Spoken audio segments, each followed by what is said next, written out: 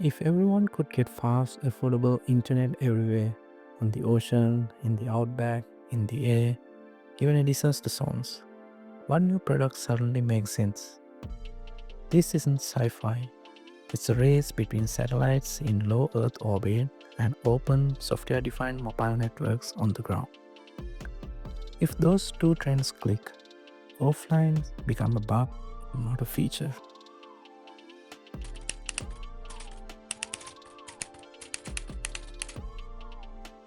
Two shifts are colliding.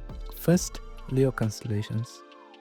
These are satellites orbiting roughly 500 to 1200 kilometers above Earth, not 36,000 like traditional geostationary satellites. That altitude matters. Lower orbit means shorter round trip distances, and that slashes latency from hundreds of milliseconds down to something closer to 30 to 60 milliseconds.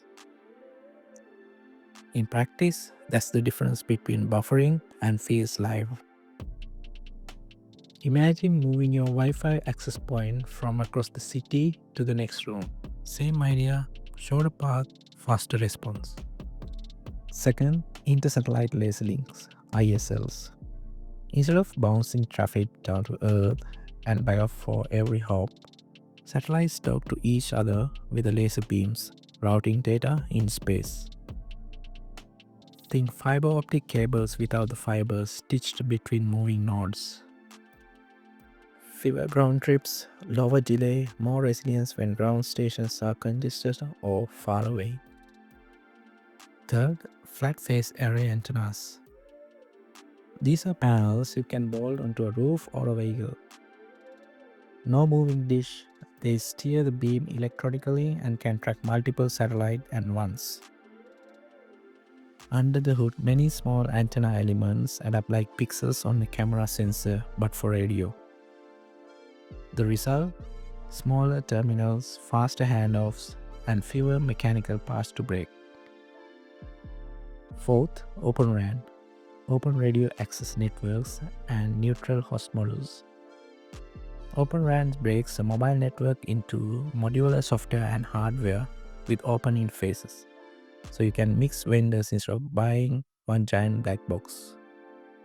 Neutral host means single shared radio network can serve multiple carriers or private networks, critical for rural economics and enterprise campuses.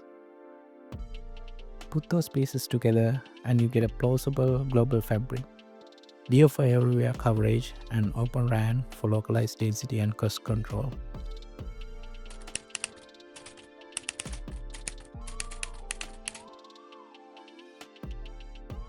Starlink proves the LEO piece, no latency sats and laser links, but universal internet also needs open. Shared ground networks like Open RAN, cheaper terminals, falling dollar per GB, and smarter caching or SDKs. Think Starlink Plus, terrestrial openness and better software.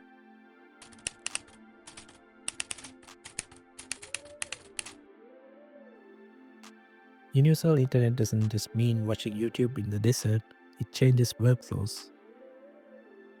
Rural clinics and schools aren't waiting for overnight sync, they are live. Ships and aircraft aren't batch uploading after docking or landing, they operate in real time. Disaster response stops depending on diesel generators and ad hoc point-to-point links. Teams spin up networks in hours. Industrial fleets, trucks, tractors, turbines run the same software stack everywhere, not a patchwork of local hacks. And for Edge AI, it's huge. Devices get model updates and coordination anywhere, so you stop deciding around no signal.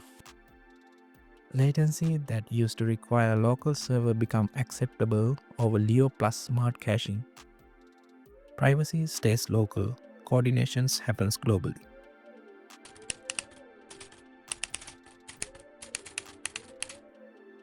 Now the hard parts. Terminal cost and size. Flat steerable antennas need to fit on a backpack or a car roof and approach consumer pricing. If a terminal can't get under a couple of $100 at scale, you lose the mass market. Spectrum and policy. cross-border rules, interference management, priority access for emergency services. None of that resolves itself. Policy can move slower than orbits. Capacity economics. A constellation has finite throughput. It has to keep price per gigabyte sliding down even as usage climbs.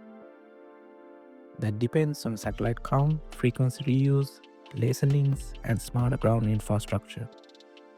Backhaul and power.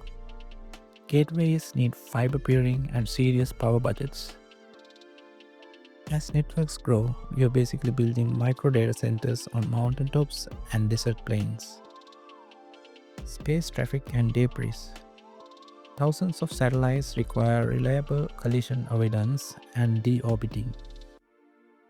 One bad actor or a failure cascade can raise cost for everyone. Security. Space links plus open interfaces can expand the attack surface.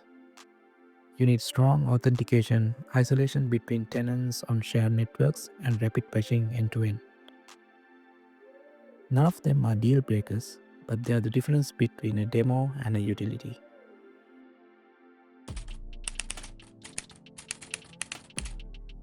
If you are a builder, there's a real leverage in the glue that makes these systems dependable.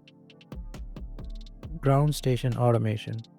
Start with ground station automation, the DevOps of the sky.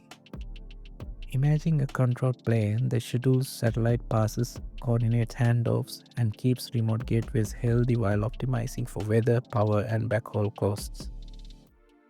The challenge is that windows are short and failures are messy. A human runbook won't keep up. While prototype is a scheduler that ingests satellites, ephemerals, and maintains windows, exposes simple passes, handoffs, alerts, APIs, and simulates failover. If you can hold availability above 4 nines, recover in under a minute, and shave double-digit % of backhaul spend, operators will notice. LEO-aware CDN and edge caching. Next comes a LEO-aware CDN, a model and a content delivery network that predicts where capacity will be and prefetches accordingly.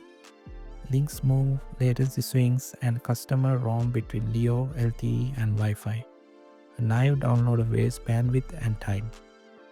The right design uses chunk, resumable updates over quick with forward error correction, ephemerals guided prefetch, and version manifests, so you can roll models forward or back safely. When you can cut P95 latency by a third of maritime and aviation routes while keeping update success about 99% with minimal overhead, you have created a new category. Device SDKs for variable links. Devices need help too. A practical SDK for variable links gives drones, vehicles, and sensors store and forward idempotent writes, adaptive bit rates, and seamless handover without draining batteries. Real networks flap and dumb retries duplicate work. Build a durable outbound queue, prioritize traffic by route, and make the client battery aware. If sessions stay alive more than 99% of time, freshness stays under a couple of minutes, and battery impact barely measurable. You have turned flakiness into reliability. Neutral host toolkits. On the ground, neutral host Open RAN needs to feel like one click. Most rural and enterprise deployments fail on tenant isolation, timing and sync, and the pain of billing across multiple vendors. Package policies into RIC accepts and RAPs, and a thin OS SPSS adapter, and make tenant onboarding a guided flow with synthetic traffic to prove SLAs. If you can stand up a tenant in 5 minutes and maintain isolation under stress while driving higher utilization without breaching SLAs, you have made shared radios practical. Debris and spectrum intelligence. Safety and compliance are wide open. A debris and spectrum intelligence services that fuses orbital data, maneuver notices, and interference scans into a single risk score with explainable recommendations, can prevent both collisions and regulatory fines. The hard part is noisy data and false positives that burn trust. If your alerts arrive a day early and you keep false positives near zero, your dashboard becomes a daily habit for ops teams. User terminals also deserve first-class feed care. Build a lifecycle and diagnostics platform that handles self-calibration, beam tracking metrics, OTA firmware, and predictive RMA, so operators aren't sending trucks into the desert for avoidable issues. With an agent on the device and clean cloud dashboard, you can run synthetic tests, canary new firmware, and roll back automatically. Cut truck rolls by a third and pull mean time to repair under a few hours, and you paid yourself. Security needs a posture layer that spans satellite links and Open RAN. Think signed configuration pipelines, key rotation and SBOM attestation for radios and distributed units, and passive anomaly detection for link layer attacks. Vendors are heterogeneous. Air gap assumptions are wrong and timing is tight. If you can take patch windows from days to hours and eliminate critical misconfigurations in audit, you are the kind mode everyone relies on. And for the ambitious, there's a clearinghouse for roaming and settlement. As constellations, neutral host and private tenants interoperate, someone has to meet the usage and settle it cleanly. Trust, standards, and privacy make it hard, but a minimal CDR schema, a dispute workflow, and secure reporting can close cycles in days instead of weeks. Keep disputes near zero, and you become the neutral party the ecosystem depends on.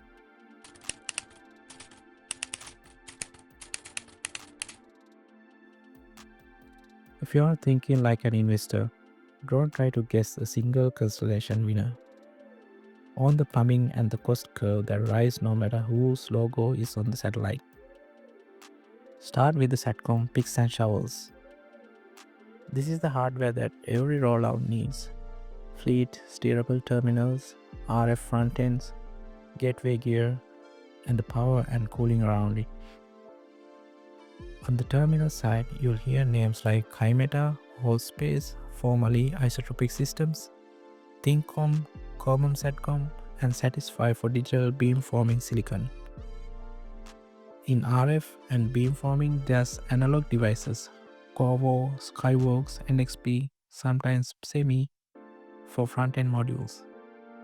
Ground equipment and waveform stacks show up as ST Engineering iDirect, Gilead Satellite Network, Kratos, OpenSpace or RT Logic, and Comtech.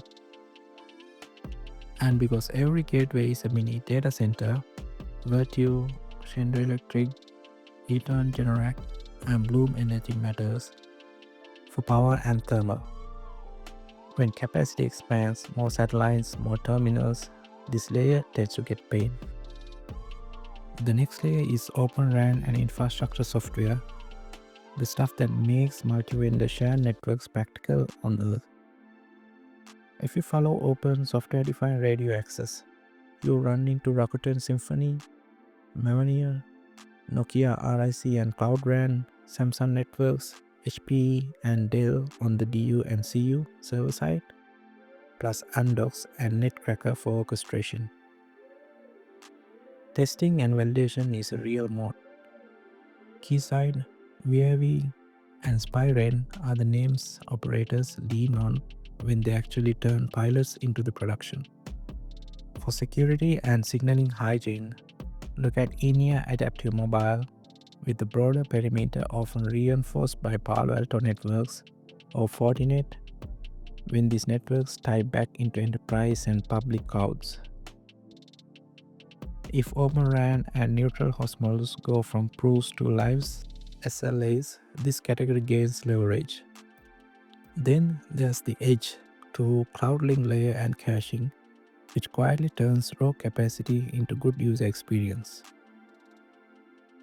Think satellite-tuned CDNAs and update pipelines, Akamai, Cloudflare, Fastly, plus cloud adjacency like AWS CloudFront, and storage near downlinks via AWS Ground Station or Azure Orbiter.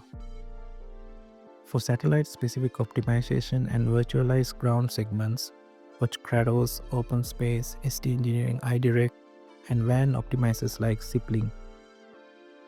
If maritime, aviation, and remote industrial fleets start signing contracts for faster model and context delivery, this layer benefits even if the constellation brand changes. A closely related adjacent demand story is Earth observation and sensing. Better links and more ground stations increase revisit rates and shorten the time from capture to decision. Here's the recurring names are Planet Labs, Black Sky, Capella Space, ISI, and Satellogic. On the analytics tasking side, think Orbital Insight and Kairos. Push more on orbit edge inference, doing detection on a satellite and sending down events instead of pixels, and the value per bit goes up. Finally, don't ignore power and civil infrastructure around gateways. As networks scale, gateways start to look like modular data centers. Sitting, backup power, precision cooling, and quick deployment matter. That's still Vertu, Shinda, Eaton, Generac, sometimes Bloom Energy for full cell backup. Plus ground station networks like KSAT, Kongsberg Satellite Service, Deep Space, and RBC signals that provide sites and operations as a service. When permits, PPAs, and build-out accelerate, these players quietly capture durable value. So how to frame on this thesis? If terminal prices fall towards the consumer range, laser links become standard on the new satellites, and dollar per GB keeps stepping down with each batch, the hardware picks and shovels and the link layer caching are the natural beneficiaries. If overrun, pilots flip to production with published neutral host SLAs in rural and enterprise, orchestration testing and security software gain leverage. If revisit rates climb and on-orbit processing shows up in customer workflows, Earth observation platforms become a correlated way to participate. Across all of these, look for modes where hardware and software are tightly integrated, where fleet operations create switching costs and regulatory approvals and long-term power contracts raise barriers, and where proprietary telemetry makes the service cheaper and more reliable over time. Again, this is educational purpose only, not financial advice. Companies evolve, balance sheets matter, and execution risk is real. So do your own research.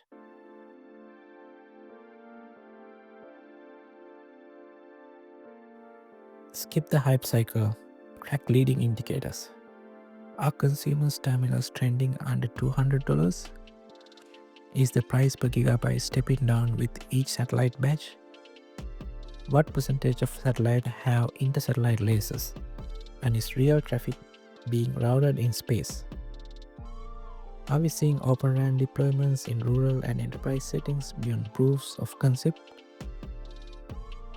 And are these regulatory green lights, spectrum approvals, debris standards, traffic coordinations arriving in multiple regions? If these needles move, universal connectivity is not just possible, it's imminent. So, can universal internet arrive by 2035? The better question is, will connectivity become so reliable and so cheap that offline planning disappears from the product brief? If the answer is yes, the winners will be the teams that connect edge AI devices, people, and places that the fiber map forgot, and make it effortless.